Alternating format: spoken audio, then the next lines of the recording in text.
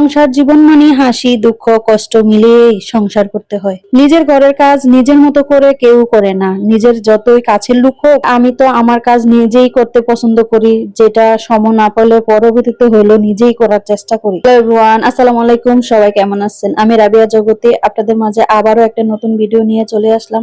আমি সারাদিন কি করি, সারাদিন ঘরের ভিতরে কি কি কাজ কাম করি সেটাই আপনাদের সাথে শেয়ার করবো। বাসার ভিতরে এত ধুলাবালি পরে তো প্রত্যেকটা রুম একদিনে গুছানো সম্ভব না। তো আজকে আমি দেরি করে ঘুম থেকে উঠছি, তারপরে আবার আমার বিছনাগুলো আমি এখনো গুছাই নাই। তো তারপরে আমি ঘরের কাজ ধরে রাখছি, কারণ জানলাগুলো এত ধুলাবালি হয়েছে।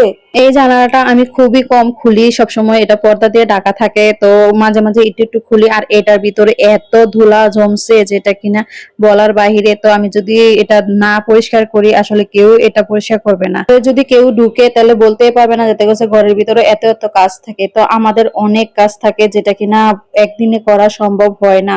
আমি কিন্তু এখন যেহেতু অসুস্থ, তো তার জন্য আমি এক একটা দিন করে এক একটা রুম বা এক একটা ঘর পরিষ্কার করি, কারণ একদিনে সবটি সম্ভব না। আরো আমার ছোট বেবি আছে, বেবিটা খুবই কান্নাকাটি করে, তো তারও সময় দিতে হয়। তো আমি ফাঁকে ফাঁকে যতটুকু করি সেটাই আমি আপনাদের সাথেও শেয়ার করি। নিজের কাজটা যদি নিজে না করেন তাহলে অন্যজনকে দিয়ে কাজ করা হয় না। দেখুন না, আমার ঘরের এত ময়লা যে সাইডে পেটে জমা রয়েছে, কিন্তু এটা কেউ দেখে না। তো তার জন্য আমার কাজটা আমি যতটা সুন্দর করে করব, অন্য মানুষ কিন্তু এতটা সুন্দর করে করবে না। এটাই সব সময় এটাই হয়। ঠিক আমার ঘর পরিষ্কার করা হয়ে গেছে, তো আমি এখন চলে যাবো রান্না করে, রান্না করতে হবে। তো আমার ঘরের মানুষেরা বলে যেতে করছে আমার হাতের রান্না নাকি মজা হয়। তো আজকে গরু মাংস নিয়ে আসছে, সেটাই এখন রান্না করব।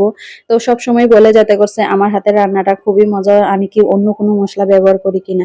আসলে আমি অন্য কোনো মশলা ব্যবহার করি না। আমি কি কি মশলা ব্যবহার করি সেটাই আপনারা দেখুন, ভিডিওটা খেয়াল করে দেখলেই বুঝতে পারবেন পুরোটা ভিডিও। যাতে করছে আমি কি কি মশলা দিলাম, কি আদার্স অন্য কোনো মশলা দিছি কিনা।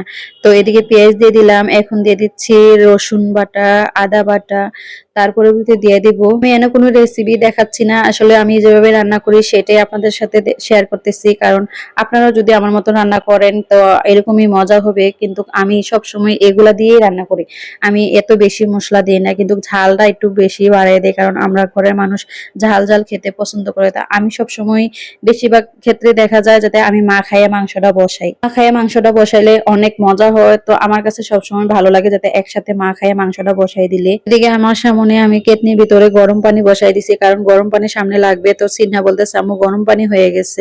আমি বলছি হ্যাঁ আম্মু দেখছি গরম পানি যে হয়েছে। মেয়ে থাকলে কতটা সুবিধা হয়, আমার সিনহামনি কাছে দিতে থাকলে আমার অনেক হেল্প করে। একটা জিনিস খেয়াল রাখবেন, মাংসটা যত সুন্দর করে মাখাবেন ততটাই মাংস মজা হবে। তা আমার মাংস মাখানিটা হয়ে গেছে, তো আমি হালকা একটু পানি দিয়ে হাতটা ধুয়ে ফেলবো। আর মাংসটা দেখুন কত সুন্দর কালার আসছে, খেতে অনেক মজা হবে আশা করি। আজকের ওয়েদারটা অন্যরকম, এই দেখি বৃষ্টি, এই দেখি রোদ, তো অনেক কাপড় চোপড় থাকে, তার জন্য আমার খুবই কষ্ট হয়ে যায়। তো সবাই ভালো থাকবেন, সুস্থ থাকবেন, আল্লাহ হাফেজ। আজকের ভিডিওটা এই পর্যন্তই।